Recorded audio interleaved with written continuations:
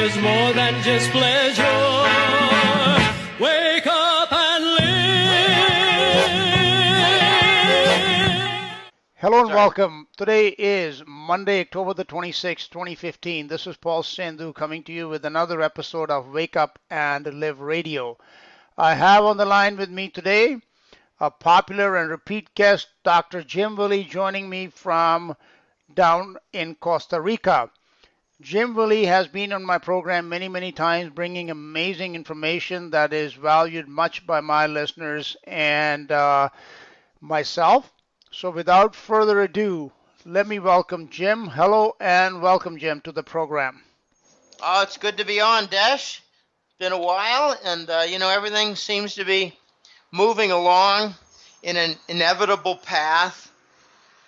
Lots of different individual climax points that I'm noticing, and what I think is the most amazing about this whole global sequence of events is that we're getting every couple weeks, every 3 or 4 weeks, we get a new site that signals the breakdown and contribution toward the global collapse, which on the other side will have the reset.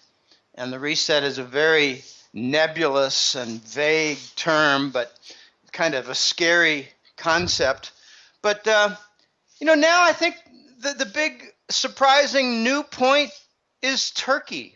So we'll get to that, but okay, it's interesting how there occasionally there's a new site. So now you're talking about this reset, which of course would involve the U.S. and its position in the world. Okay, so lately, especially with Russia bearing its teeth in Syria, etc., do you think that the U.S. is losing its global leadership, especially with the petrodollar being under massive attack, and the U.S. military seems to be in retreat? Absolutely. It's unmistakable what's going on. We've got a retreat of many U.S. military elements in the Middle East. And, I don't like getting into a lot of military concepts like this weapon, that weapon, superiority, and tactical issues. I like to focus on the finance and economics, but when the U.S. Naval Fleet abandoned the Persian Gulf for the first time in 40 years, and it was almost simultaneously, days after the Russians started their airstrikes against ISIS positions, it's pretty hard not to. So I do look at these things. I do comment on these things. I try not to focus too much on the military, but, I've said for a long time that, I've said this for 7 or 8 years. Eventually, you're going to see the U.S. dollar supported by the military. Now you're seeing in precisely, in precisely the area, the central nucleus of the petrodollar home, namely Saudi Arabia, you're seeing the U.S. military bug out. So to me, it's a confirmation that the petrodollar is just about officially dead, because this is precisely the nucleus point where the dollar recycle takes place regarding oil sales. They have names for it. They call it the petro recycle. And the deal was that the Saudis would sell oil in dollars, only dollars, and they would recycle their surplus in U.S. treasuries and a very small amount in, say, New York City stocks like Prince Alawid. That's very minor compared to $1 trillion in treasury bonds.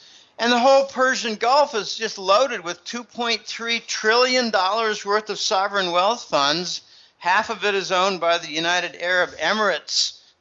And they're nervous. They're real nervous. They're working avidly, I think, to convert their treasuries into gold. And this comes at a time when the U.S. has been stealing the Saudi gold in the Swiss banks. So there's a lot going on, but yeah, we talk about the U.S. losing leadership. What I hear is that for many important strategic talks, the United States is not even invited. Take a look at the Minsk I and the Minsk II agreements regarding the Kiev and Ukraine war. The United States wasn't even a member of the signatories at the table. So it's pretty hard to say the United States is violating a truce when they weren't even part of the writing and agreement of the truce. This is, very dangerous times. But the U.S. dollar is slipping, and we're seeing so many different elements of what I call the dismantled petrodollar. The consequences are all over the place. You're seeing rising U.S. dollar exchange rate. And, we get the propaganda that the U.S. economy is strong and therefore the dollar is strong. No, that's not it at all. We're stuck in a -4 or -5% recession economically every single year. We're weak, and that's not the effect for lifting the dollar exchange rate. It's liquidation of trillion-dollar derivative contracts. Like there's a huge contract that links the dollar, oil, and the euro. It's being liquidated. It's for $800 billion. And the owners want their money back for the huge contract that they set up. However they set it up, I'm not sure. I do have some ideas, but there are lots and lots of contracts linking crude oil with the major currencies in the IMF basket. So it's artificial demand that lifts the dollar, and as the dollar goes up, the crude oil price goes down. And to be sure, there's economic reduced demand for crude oil. And to be sure, there's increased supply from shale in that whole sector. But the main effect is financial for the dollar going up. It's not economic, and I don't even think it's supply and demand for the oil market. Supply and demand for the oil market is responsible for maybe $15 or $20 in the decline of the oil price. And you got to explain the other 40.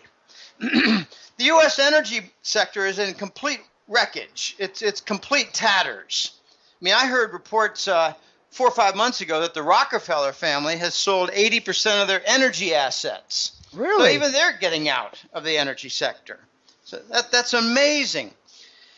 Export trade. We got the absolute clowns making statements out of the U.S. Treasury Department, speaking on behalf of the U.S. government, and they say the strong dollar is good for a U.S. economy. No, it's not. You've got something like 200,000 empty containers leaving the Los Angeles area port facilities. This is a gigantic rise of empty containers. So now you can't just say that the United States' chief exports are weapons, toxic bonds, and diabetes. You have to add empty containers. So what you're saying, Jim, is yes, we're exporting air. So basically these containers are coming filled with goods from China, and they used to go back filled with something back towards the east, but now you're saying they're just shipping them back empty because there's nothing to export. Yes, and I've been looking into, well, what exactly did the U.S. not just China, but the Pacific Rim, Singapore, Taiwan, Korea, that whole area, the Right. Pacific Rim. I've been looking into, well, what exactly did the United States export? What was the reverse traffic?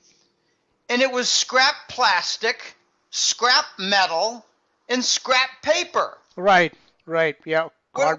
This is evidence of a third world characteristic. So they're anyway, they're not shipping like minerals and metals or anything like that, just scrap. Well, to be sure, there was some, but not in the containers. Right. In the open barges, the Yes. big vessels, they would contain things like coal, cement, lumber, but less so from the United States. The containers Scrap metal, scrap paper, scrap plastic. This is pathetic. So that means that the So, trade deficit must be going up then. yes, it is. It's up toward like $50 billion a month. Makes And, you know, sense. this is very dangerous for when the United States must produce its own domestic currency for its own usage and nothing more, not an international dollar, a domestic, what I call the Scheist dollar.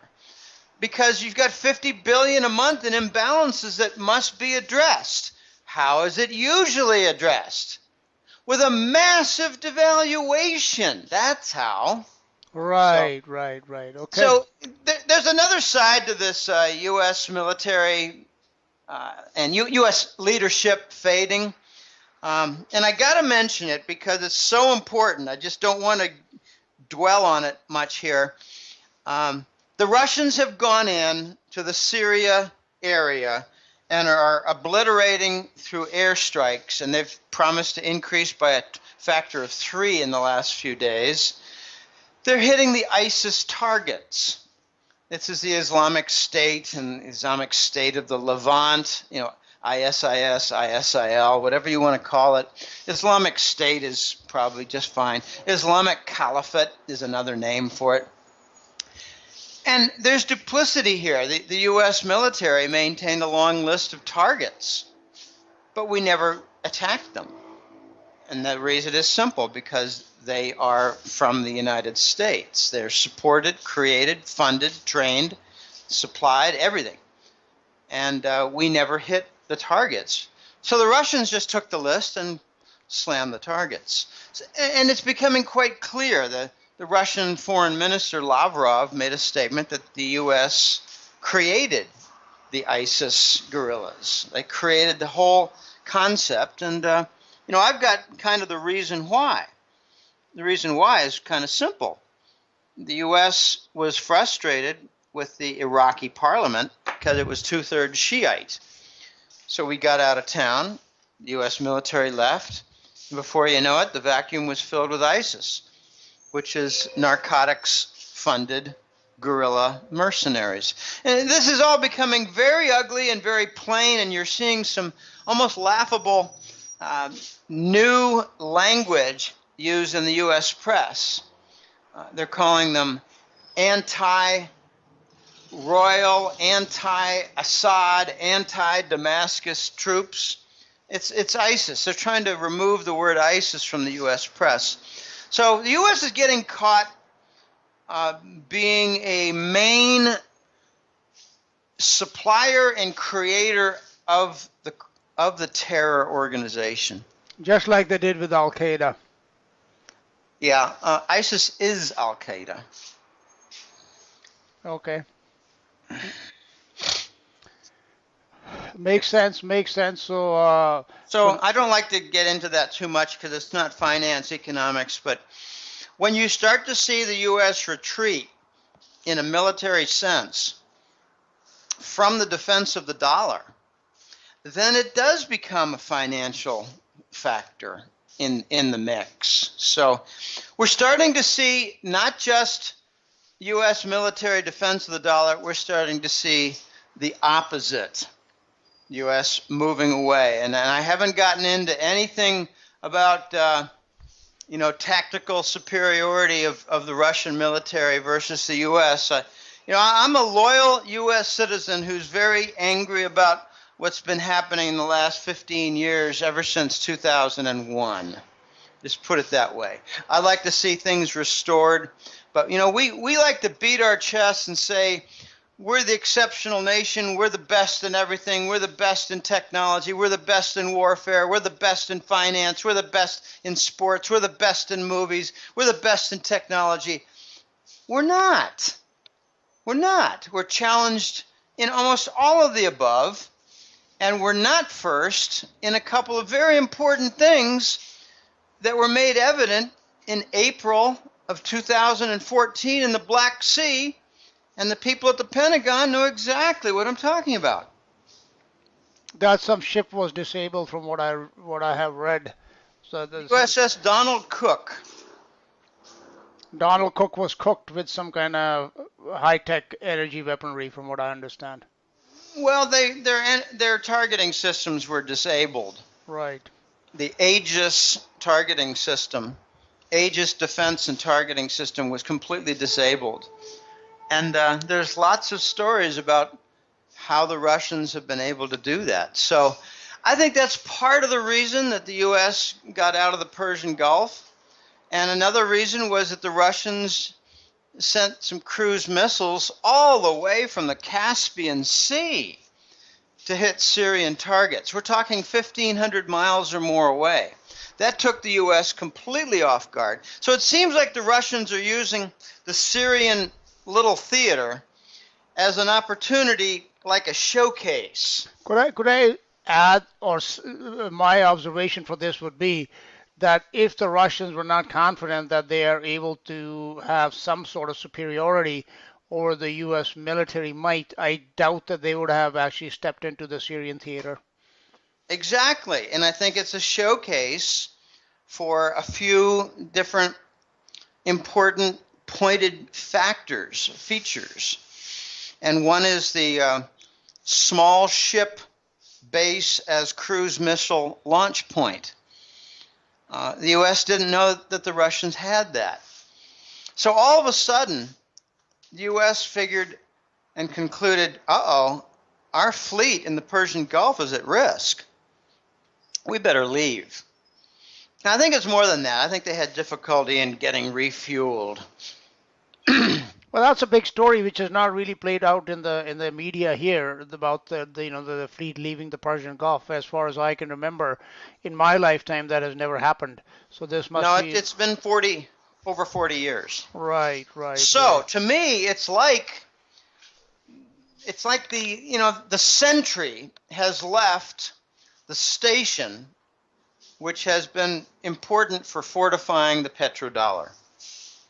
So basically, they've given up on the petrodollar. That's what it sounds like to me, and therefore, it's only a matter of time before the Saudis announce that they're going to start accepting payment in other currencies and maybe even in gold, and that'll be the official word that the petrodollar is dead. Would you concur with that? Yeah, in fact, I'd like to package it in a slightly different way. We've got a race on for which will happen first. That the Saudis accept non-dollar oil payment or the House of Saud falls. Now, I did see, Jim, this is, we're kind of extending this topic a little bit, but why not? It's important. That I read on Russia Today about these high-level meetings that have taken place between Putin and some of the Saudi, top officials. And they've been down there a few times this year already. So it looks like they have some sort of agreements that are being signed. But they're not really being, mentioned too much in the Western media here. So do you think, and you have always indicated that Saudi is going to lean east, so it seems like that it's being done on paper now, not just, through back channels. They might not just lean east. They might have a fall of the House of Saud, and the new regime is leaning east. Okay. That's how big it is. Right. You don't have a 40-year relationship and all of a sudden they say, we've been dancing with you, Washington, for a long time. We think we'd like to dance with that sexy little Russian. Mm-hmm. No, it doesn't work that way. Right. What you have is the entire structure falls down and a new structure takes its place. It's called a divorce. Yes. That's what's coming. And we're seeing these meetings. He's even getting a new little acronym, MBS. And when I saw capital M, little b, capital S, I was thinking, wait a minute, mortgage-backed security? No. This is Mohammed bin Salman. Okay. Yep. He's the crown prince. Right. He's the son of King Salman, who's got dementia and has not been doing his job lately. So, in addition to the fall, no, I shouldn't say in addition. One of the ripe factors for the fall of the House of Saud is the king is senile. And Yes. he's not reporting to the office. So his son is taking control, and all the son's half-brothers are challenging him. And if you think they're 2 or 3, you're crazy. It's more like 30. So Saudi Spring is a very real possibility then. Oh, I think it's already well along. The Saudis are in real deep trouble. I call it a state of flux. I did a family tree on my October report, the Money War report within the Hat-Trick letter. And it's almost funny because the family tree doesn't have enough space to show the branches going outward for all the brothers because there are 29 wives. Oh yeah, it's impossible to keep track of everybody that's somebody down there. You're right. On the family tree, Dash, Right. I put, I mean, this is taken from an article out of the Middle East, and it was all, very accurate and shows the grandfather and even King Faisal and some of his other brothers. But it gets kind of weird because you see a dozen or so half-brothers who've got important ministry posts or economic advisory posts, things like that. But then it goes to the side and it says 29 others are not shown. So these are all half-brothers right. vying for the throne. And some of them have been pissed on for years, excluded from power, excluded from the wealth. And they have payback on their mind. I like to describe it as, you've got some of the king's sons from various women. Some of the women are from important families. Some are from powerful business families. Some of them are from families that have done extreme favors for the royals.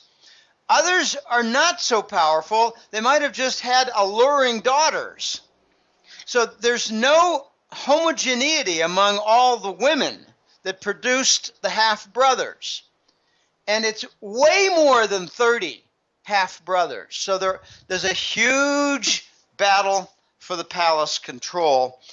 And what I'm hearing is that some of them are very anxious to cut the cord with the West and much prefer establishing better lines with China and Russia. Okay, let's move on to China then. Seems like there is a Game of Thrones that is going on in Saudi Arabia, and we'll keep our eye on that. Now, we've talked about Russia and its military might and its neighbor is, of course, China, which is the probably the most important player in the economic and even financial realm now. So what is happening? I keep reading in the Western press that China's economy is in trouble. Everything is basically falling apart, and they have done like 6 rate cuts this year. But on the other side, it seems like the renminbi has almost achieved the reserve currency status, and it's international. It's being seeded internationally. Its hubs are and maybe hubs are opening up all around the globe. So, what information do you have for us on the China front? Okay, I'm going to keep this pretty much financial because there's so much to discuss on the financial side that it's exciting. The changes are exciting and they're very encouraging. To begin with, we must move away from the dollar. It reminds me of my old digital days in the 1980s when the U.S. and much of Europe and Asia was dominated by IBM followed by digital. And we had a saying. We said, we must move away from the VAX. The VAX was a type of computer. The VAX. Move away from the VAX as quickly as possible, but don't run, walk fast. And the United States has not been moving away from the dollar toward the gold standard. We've not been doing anything. We've been defending to the death. And now we're facing the death. But what's happening is a lot of RMB, I call it RMB. It stands for renminbi. It means people's money in the Chinese language. And it's not a second Chinese currency. It is the yuan, and it's called the RMB. It's it's kind of like USD and the RMB. They're battling for each other. But I stick with the financial aspects of it because there's so much to discuss, and I like to stick with finance and economics with the newsletter rather than military and hostility. Oh, can I interrupt you for 1 second, Jim? I neglected to mention at the beginning, you mentioned in your newsletter that you are the editor of the Hat Trick Letter, which is found on your website, goldenjackass.com. So please forgive me because I neglected to mention that at the beginning of our program, which I should have. Oh, that's quite all right. Now, let's get to the trading hubs. They're sometimes called RMB centers, RMB trading hubs.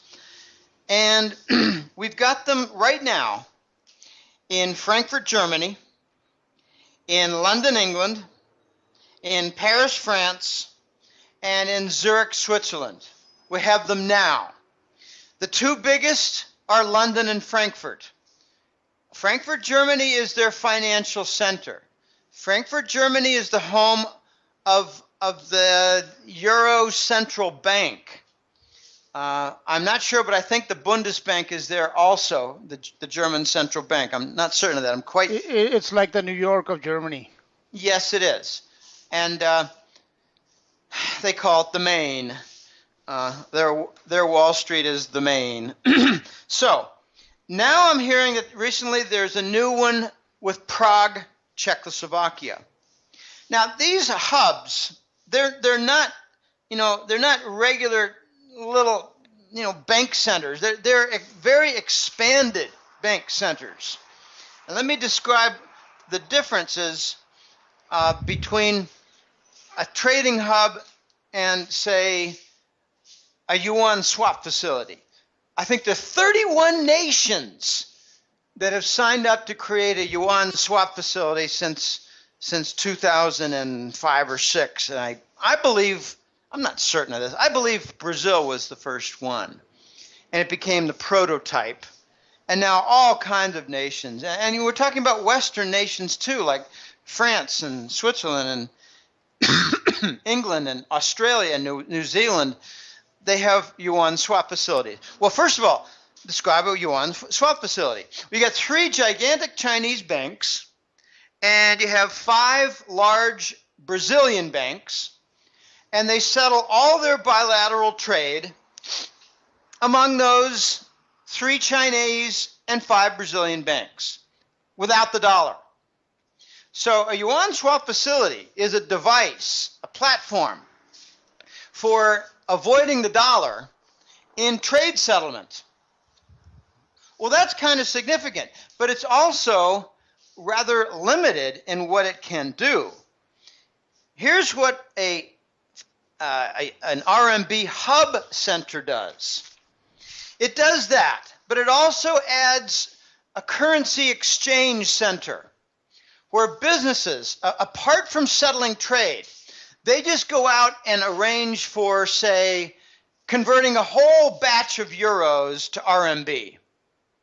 Or they've got some payments to make, and they've been accumulating their RMB, and they want to go use it at the trading hub to convert back.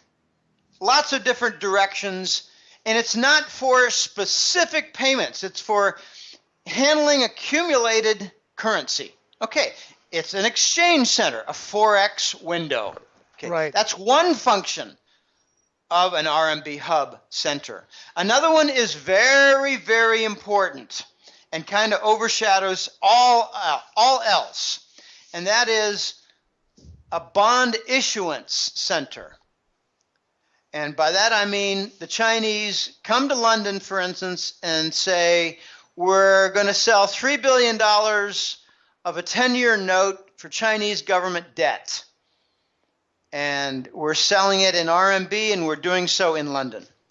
That's very, very big and significant. It's going to get a lot weirder because the Italians might say, we're going to sell 10 billion euros worth of debt, but we're going to denominate it in Chinese RMB to attract Chinese investment.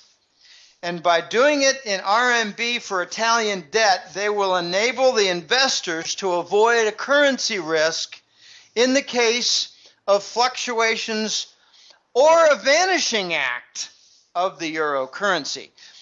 So, an RMB trading center, a hub center, is for bond issuance, and you can get corporations involved in there too, Like IBM might issue a $1 billion RMB note for corporate debt. All right, so you've got the bond issuance, you've got the Forex exchange window, and a whole lot more at these trading hubs. These hubs are huge. It's like a mini Wall Street devoted for the Chinese currency activity. Wow. It's just very, very big. So a lot of these big items are coming, and I agree with you, and I've been saying this for months. The big tipping point is going to come when the Saudis and the Gulf Emirates. When you think of Gulf Emirates, think immediately of the UAE.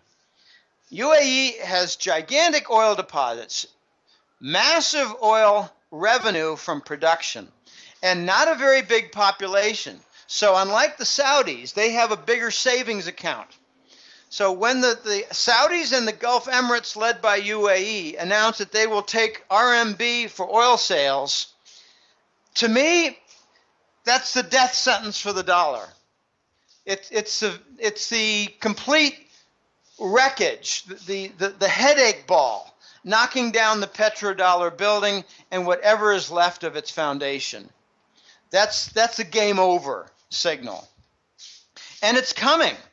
I think when you're seeing Mohammed bin Salman, MBS, going to the Kremlin, and some of the pictures tell 1,000 words. It's like a sheepish 30-year-old man talking to the warden in Vladimir Putin, and Vladimir Putin is looking like, full confidence, and MBS, the poor crown prince, is thinking, are they going to cut my head off back in Riyadh? Maybe I need a better ally with this guy, the president of Russia. Oh, we got very big events coming.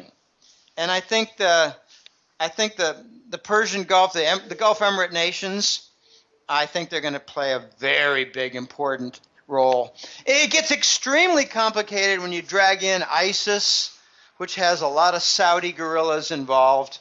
They're coming back home. They're abandoning and deserting their posts in Syria, heading into Jordan, and going to come in through the back door into Saudi Arabia. You got also the war going very badly for the Saudis in Yemen, where all the U.S. ammunition depots and the embassy for the United States was overrun. And now you got 1 million guerrillas from Yemen on the Saudi border, and they're supported by Iran. I mean, you could actually make an argument that the Yemen war is a proxy war of Iran versus Saudi Arabia.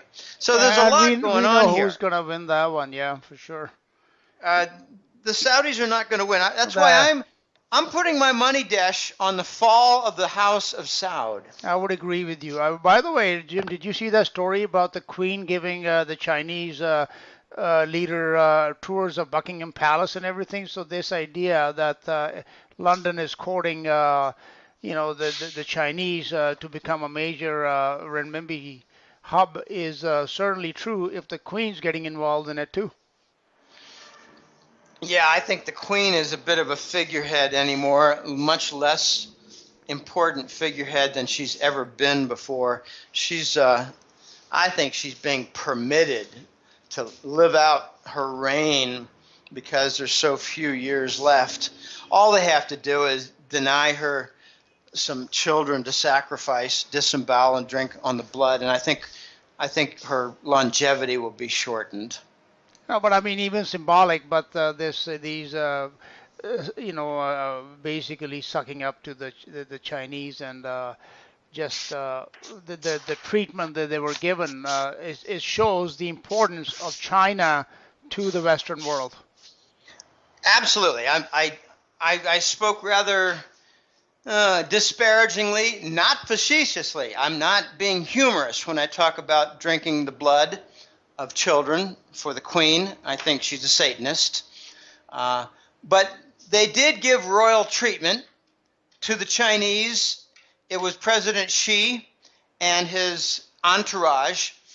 He toured a facility in Manchester that had lots and lots of trade deals and technology sharing involved. And they're talking in London about a golden era where they can connect to the Chinese Belt and Road, the Silk Road. Right. President Xi likes to call it the Belt and Road because it involves a maritime element, not just the Silk Road. And, you know, I've tried to cover this in the Hetrick letter for October. There are numerous elements to the trip and the visit by President Xi. That's how you pronounce XI. It's like he, she, it, she, President Xi. And it had a lot of different sides, and I think they're sucking up to the Chinese. And a very important point is they want the London RMB hub center to be significant. They want it to be as big or bigger than the Frankfurt, Germany one. And I've been saying this for close to a year. About a year. It was last autumn months of 2014 that the Frankfurt hub became much more of a news item and a prospect for expansion and growth. I think we're going to see a competition between Germany and London, courting the RMB trade, courting the financial center business. What I mean is Germany and England are going to compete for the Chinese government bond issuance and the other sovereign bond issuance in RMB, like for Italy or even France. We're going to see competition for this. We're going to see the Swiss come out and say, oh, wait a minute, we're a bigger financial center than Frankfurt. Bring your business to us. We're more experienced. We can handle it. And what you're going to see is good old-fashioned competition driving some of the fees down. The competition will bring down some of the costs of transactions. So this is all very good. But whenever you see new stations for RMB trade and activity, just think of it as, well, these are not dollar. This is going to really help the non-dollar trade and really harm the dollar primacy. So now, as the dollar becoming the reserve currency really helped the United States, become a financial and military powerhouse, would that also not apply to the Chinese then, when all these bond issuances in all across the world start taking place in renminbi, as they have been in dollar, etc.? So this actually bodes well for the Chinese economy in contrast to what I keep reading about in the Western press, that it's all slowing down and they're in big trouble. Yeah, the Western press likes to point out the low percentage of trade transactions, trade payments that are done in RMB, and the low percentage of RMB bonds that are sitting in global banking systems. And it's almost ironic. It's a little laughable. What they're saying is there's not enough Chinese RMB bonds out there in order to become a big player. In other words, they don't have enough debt. But that problem is being resolved even as we speak, right? It's only a matter of time before there's enough of these bonds out there. I don't know. The Chinese aren't sufficiently bankrupt, is the message I hear. The Chinese don't have enough RMB bond volume out there to fill out the World Bank systems, whereas the U.S. is sufficiently bankrupt to have gigantic multi-trillion-dollar volume to fill up the banking systems. In other words, we equate brokenness and indebtedness with strength financially. We call debt an asset. Yes. That is the error. And it's like the huge anchor that's going to crash through the platforms and sink the USS Dollar, the ship. We do have these avenues set up. I think before long, it could even be next month, the IMF, the International Monetary Fund, is going to announce that the RMB is going to be included. And then there are a couple of bank analysts out there. One of them was from Standard Chartered. And he actually said, look for about $1 trillion worth of Chinese RMB bonds to enter the Western banking system in the following months after the IMF gives the permission to include it. It won't just be the dollar, euro, pound, and yen. Add in the Chinese RMB, and you can't have all these banks add new RMB bonds without getting rid of other bonds to make room for the Chinese bonds. In other words, you're going to see some diversification out of the dollar. The dollar's a major piece. Yeah, the dollar is the biggest component, so it makes sense that most of the departure will be in the form of dollar, not say the yen or the euro. Yes.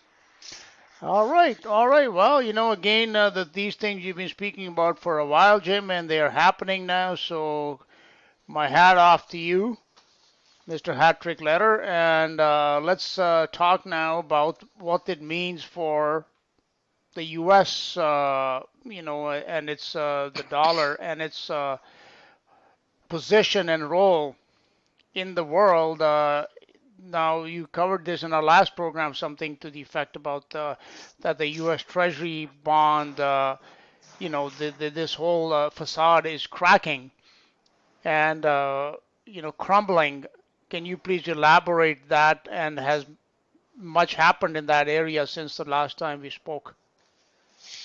Well, last time we spoke, I talked about the failures to deliver of Treasury bonds that were about $40 billion a day.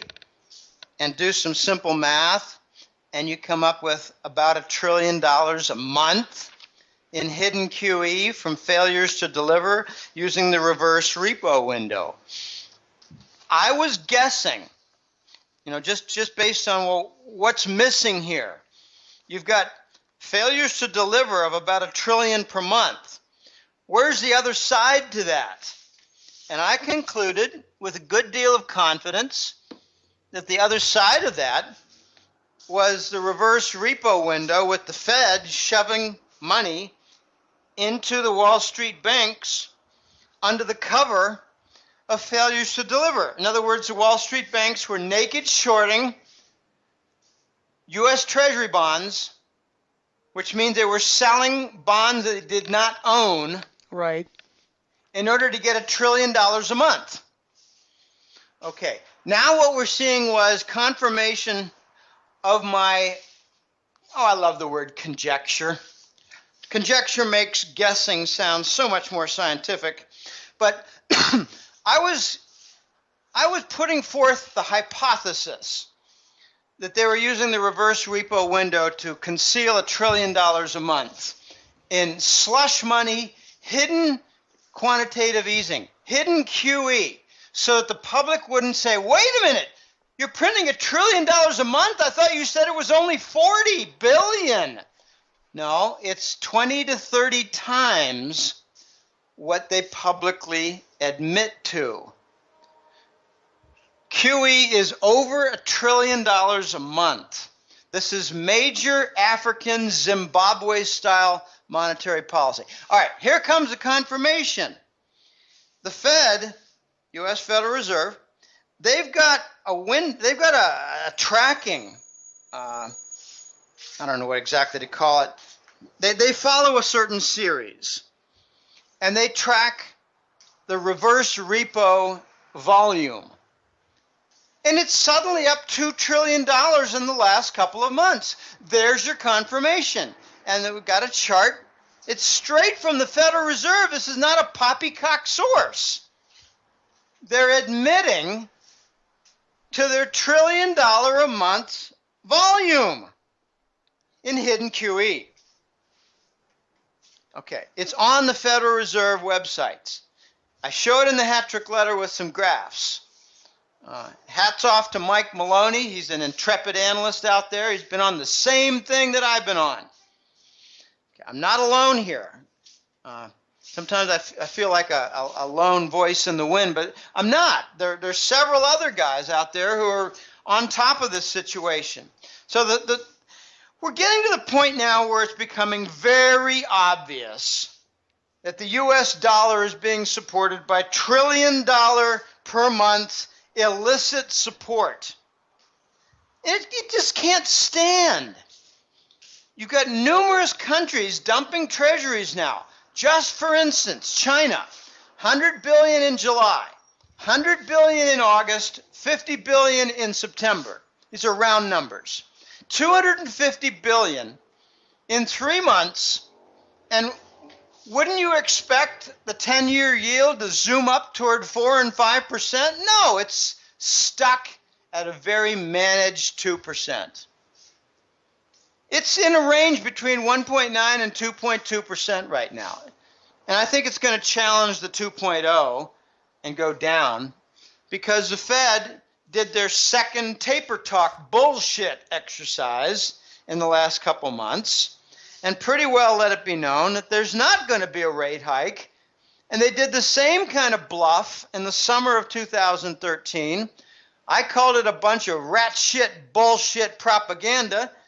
And it was one of the easiest calls I've ever made. You know, I got 20 or 30 emails in late September saying, nice call, Jim, that the Fed would not do a rate hike. And I thought, what kind of an idiot would expect a rate hike? We're way past the logical requirement to do a rate hike in order to get back to normalcy. We're not going back to normalcy. We're going to debt default. So this default is it not already happening stealthily anyhow? I think the cracks in the bond market are precisely the default. Right. You can't have a widespread negative interest rate. I think 20 or 22 countries have a negative interest rate. I mean, that's absurd. It is absurd. You can't have a negative repo rate for repurchase of like overnight and very short-term collateralized debt. You can't have that. It won't stand. You can't have negative dollar swap rates for big bank transactions of dollars and very short-term requirements. You can't do that. It won't stand. You can't have $1 trillion a month hidden QE to support both dumping of treasuries by foreign countries and coverage of the Wall Street oil hedges. Because the oil hedges were put on a year ago when the oil price was around 100 and now we're around 50, just for round argument here, from 100 to 50. So the Wall Street banks absorbed all that risk. So they've got $1 trillion losses all over the place. That was even reported on Bloomberg. They were talking about it, like how these defaults are starting, and that's the word they use, that they're starting, and they expect more to come. Yeah, they try to make it sound like it's the marginal oil sector, right? Shale, and that's only one piece of it. You've got the major oil companies that are also involved. They're hedging. They have hedged their major projects. I mean, companies like Exxon on a basis would put hedges on for, say, 80% of their output for major projects. And this is a standard underwriting function for the Wall Street banks. And it's resulting in $1 trillion losses because it's just not this profitable game anymore that's based on equilibrium of an equal number of people on the other side of the trade. There's not an equal number of people on the other side of the trade. This is a one-sided trade. The oil price is down, and it's staying down. And it's going to stay down for a longer period of time, like forever, because the Iranians are making sure that we're not going to see a rise in the oil price. The Iranians are going to bring on, in a matter of weeks, 500,000 barrels a day. And that's going to guarantee that the oil price does not rebound. And after another couple more months, the Iranians are going to bring on another 500,000 barrels a day, total of 1 million barrels a day. And that's going to guarantee that you don't have a recovery in the oil price. So these are major events, Dash, that are changing the balance. And we're just not going to get back to a normal situation. We're going to have tremendous disruptions to the status quo. And to me, it's a guarantee that we're not going to see some of the major players remain intact, like Saudi Arabia. UAE, to me, is a more interesting nexus point because they're funding ISIS, and they don't have a whole lot of internal trouble back home. They don't have, rising Shia population. They don't have enormous federal debt. They don't have a huge poor population like Saudi does. They're very different from Saudi. They have the wealth and the oil of Saudi, Right. but they don't have the problems. Right. So I think the UAE is going to do a real power flip. Mm-hmm.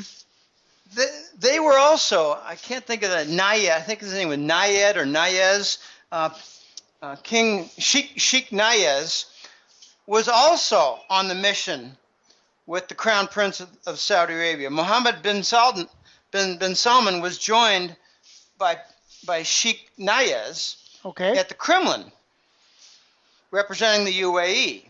He's from Abu Dhabi, not Dubai. Those are the two big city-states within the United Arab Emirates. United Arab Emirates is kind of like modern-day Arab Greece with city-states. Right. Okay, so the UAE #1 royal went to the Kremlin at the same time as the Saudi Crown Prince did. What they're doing is they're setting up two big things: oil sales in RMB and the Russians participating in oil pricing. Right.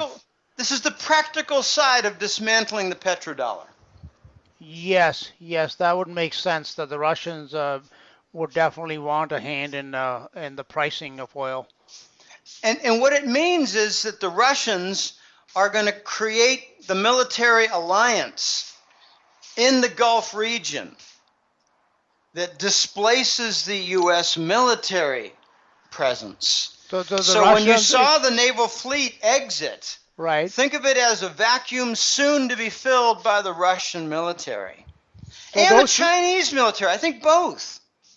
So then you do not expect the Russian military to leave after their mission in Syria is finished? No, they're going to be fortifying their Syrian naval port called Tartus, which brings up the whole topic of Turkey. The Russians have been bringing in supplies to Tartus for the last 2 years, and not one inspection of a Russian naval vessel has taken place by the Turkish government in those 2 years of Russian cargo. Okay, that's very important. We have an election. I'm not exactly sure. I think it's November 2nd, a Turkish presidential election. I think we're going to see Turkey do a sudden turn. You could call it a flip east, but watch as it happens, because what I'm hearing from my best source, and my best source on this is Euroraj, and he comes from the Turkey, India, Iran region. That's his expertise. He's got family there. Right. He's got a mother in there. He's got a mother-in-law in there, but he's living in the West. Used to work in London and now not London. But anyway, he came up with a conclusion to me that made a lot of sense.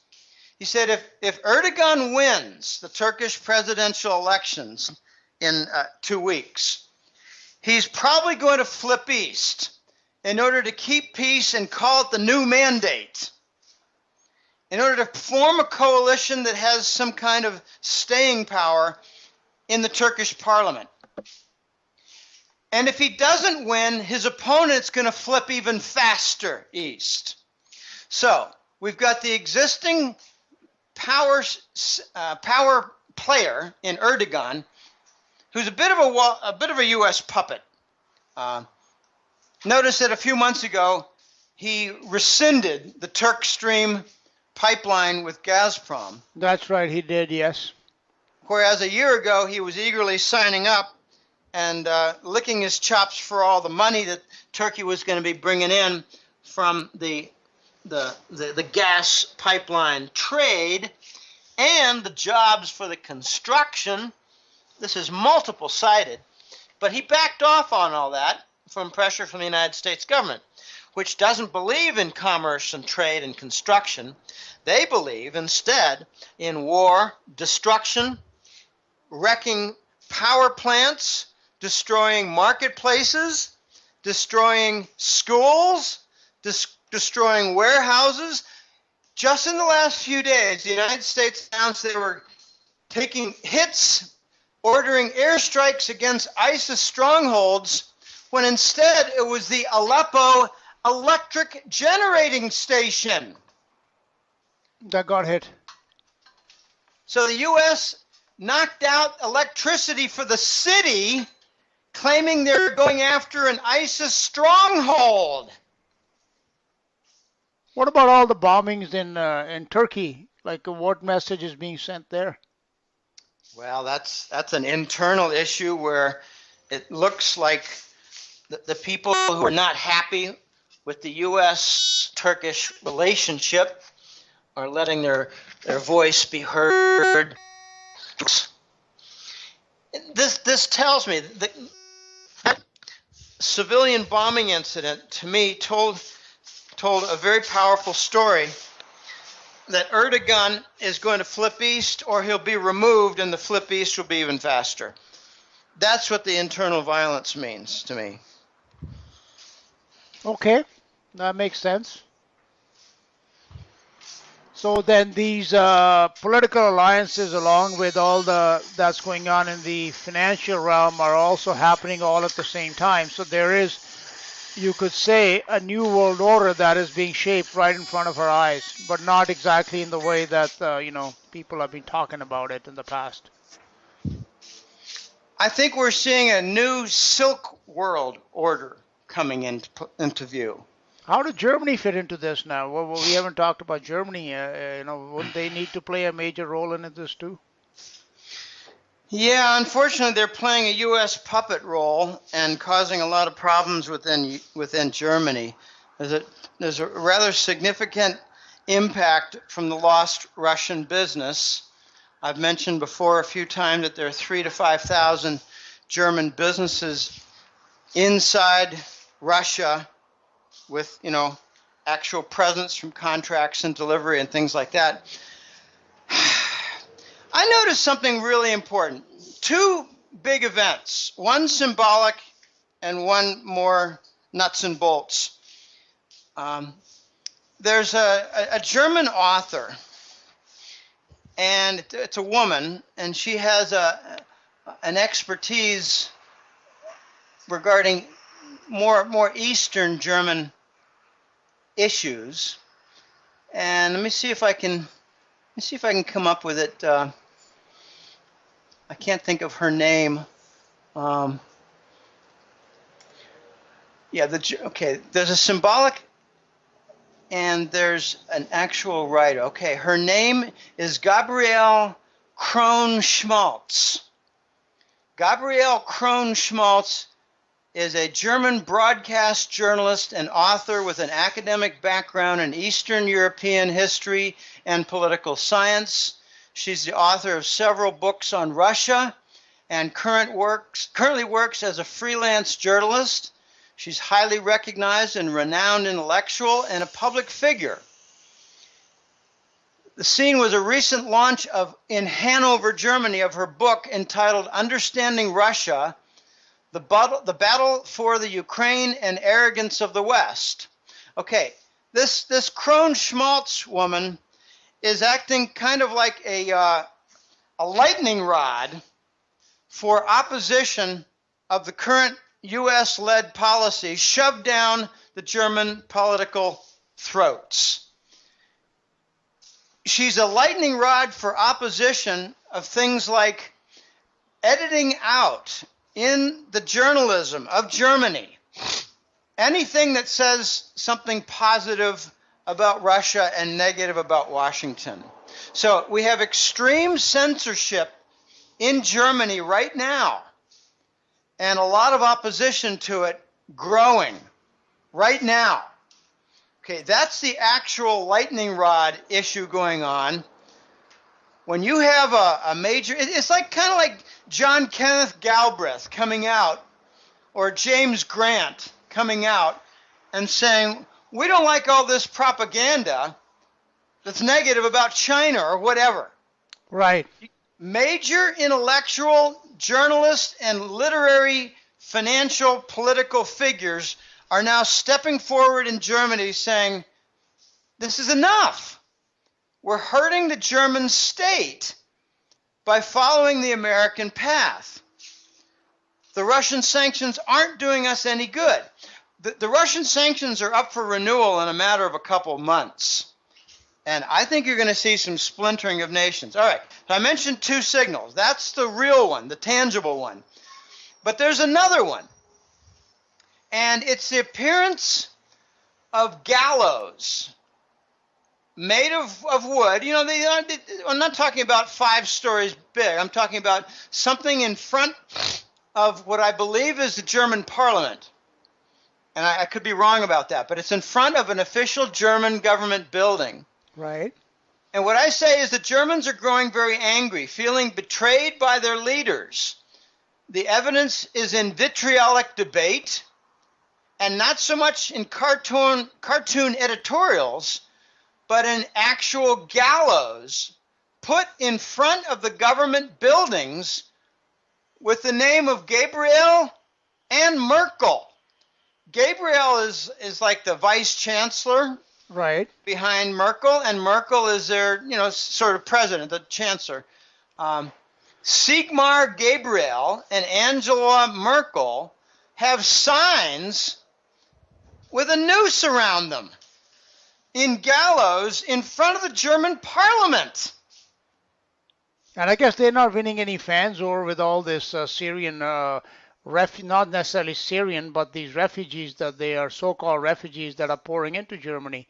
The German people are quite upset about that as well. Oh, I know. They're trashing Munich.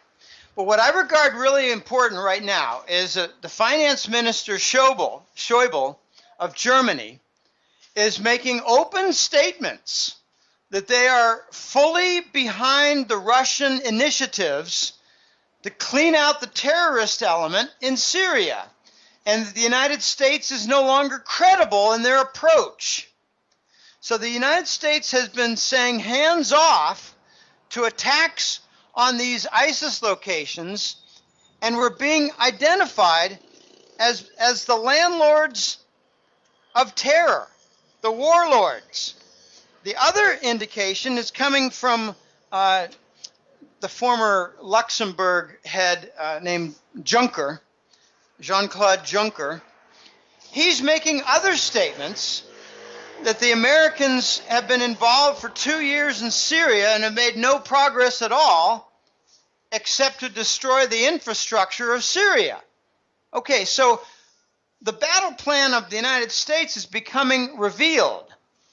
Blow up the electricity centers, blow up the marketplace, blow up the warehouses, destroy the infrastructure, and claim that they're fighting ISIS.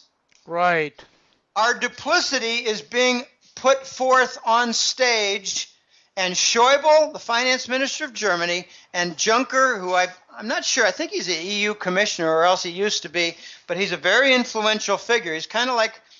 Yeah, I think he was the EU president or in Brussels or something. Yeah, Jean-Claude Juncker. Yeah, I regard him as kind of the Kissinger of the EU. Right. But these figures are starting to turn against the United States in favor of... I mean, there's a photo op where Schäuble was seen with the foreign minister Lavrov, right, of Russia, saying we're going to back the Russian military initiatives to clean out ISIS. This is very anti-Washington. And Trudeau is also said that he's going to withdraw Canadian support in Syria as well. Oh yeah, gosh, that was such a slap in Obama's face. Obama called the young Trudeau to congratulate him, and instead of having something really nice told to Obama, he told him that they're withdrawing all the Canadian fighter aircraft support in Syria. Unbelievable.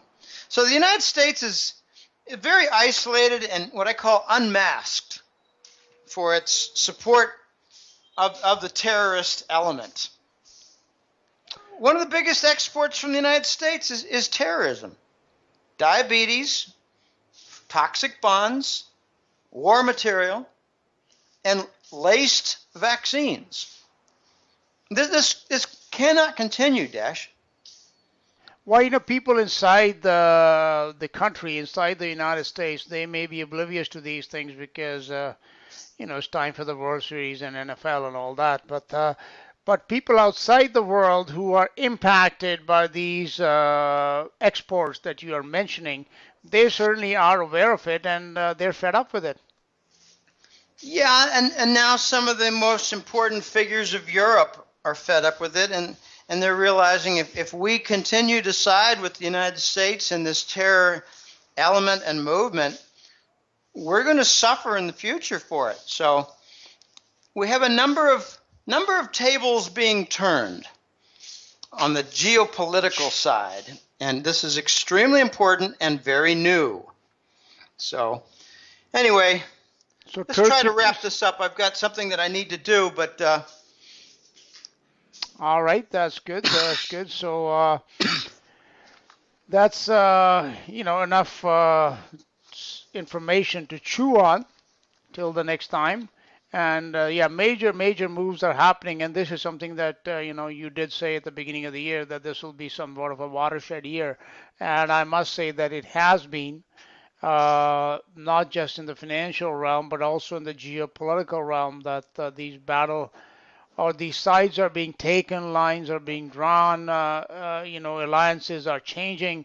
So the world is in a very big state of flux at this moment, and where it will all settle and how the future will shape up, we can conjecture, like you said, but we'll have to wait and see. But I think we won't have to wait long till the consequences of all that is going on becomes apparent in the coming year. Even I would say in 2016 probably will be an even more volatile year than 2015. So would you like to make some projections going into the new year?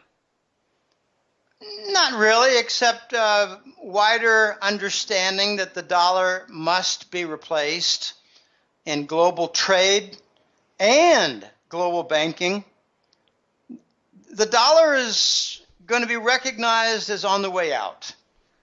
I call it the King Dollar reign of terror is coming to an end.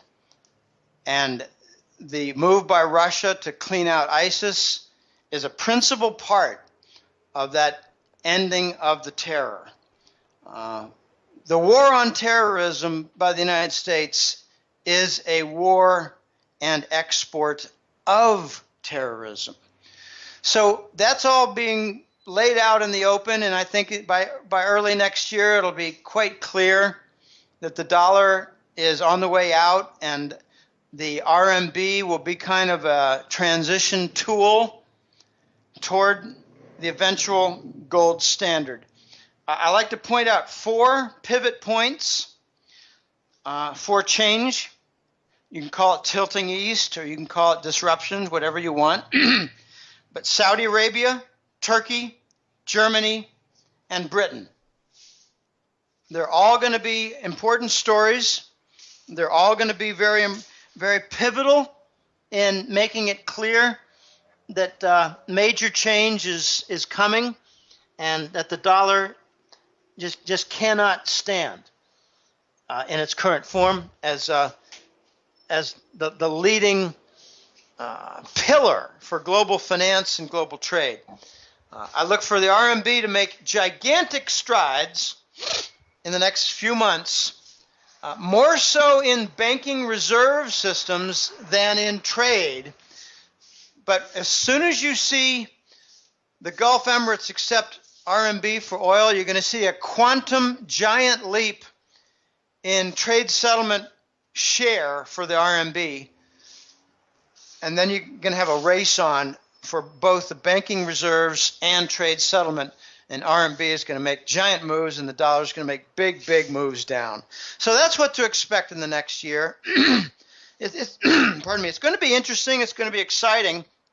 And, the risk is there that the leaders in Washington are just not going to permit a peaceful transition, and they're going to do their dead level best to destroy the world economy and the world financial system just because they can't control it. That's the risk. Yeah, that's a real risk, that also may play into the depopulation agenda and all the other things that are going on simultaneously. So again, but yes, you're right that the dollar has been such a giant that you can't take it down in one shot. So all these little things have been happening behind the scenes. The little toes have been cut off one at a time, and we see that happening for the last couple of years, and on a very on a growing scale. So that's why what you have said today is that all these RMB hubs have sprung up, and these are all in preparation for the time when the dollar will no longer be the reserve currency. It may still continue to be a reserve currency, but it will not be the dominant one as it has been these past 40 or so years. It's both the reserve systems for banking and the trade payment systems for commerce. Those right. two. And they're two sides of the same table. Very important for both. And the dollar is going to be fading on both sides of that table. It already is. It already is, I would say, yes. Yeah. All right, Jim. Well, before you go, please go ahead and share your contact information, your website, and information about your great newsletter, the Hat Trick Letter. Okay, I'll be very brief. It's www.goldenjackass.com. The Hat Trick Letter has been in force for 11 and a half years now. It's very exciting. We're in climax time now. So it's both exhausting and exciting at the same time. There's a free area to the website.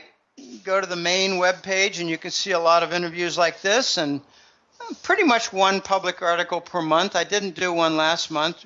I was under the weather, getting over a flu, but I got over it, finished my work, and everything's back to normal again. But I hope people, after a little bit of browsing, can sign up for the Hat Trick newsletter.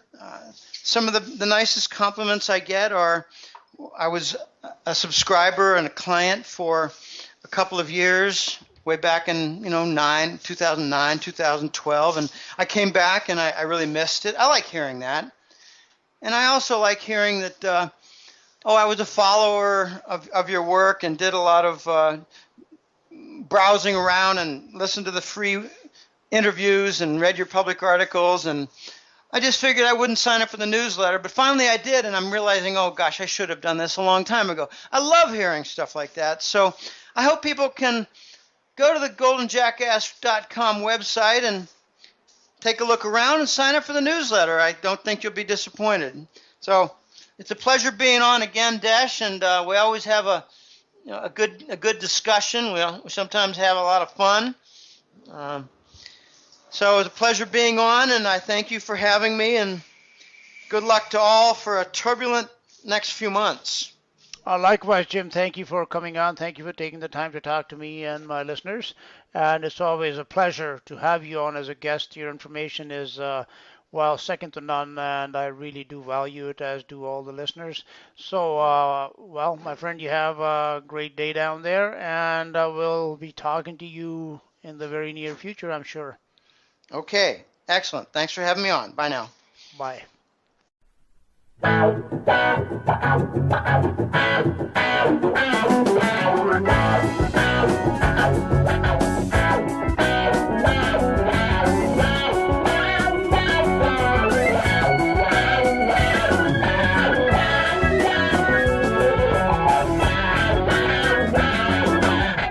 When and the pressures of the world coming from all sides.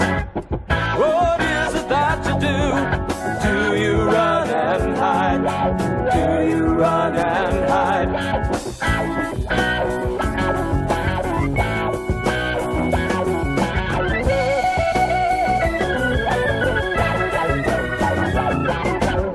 When everything's been going wrong and nothing turns out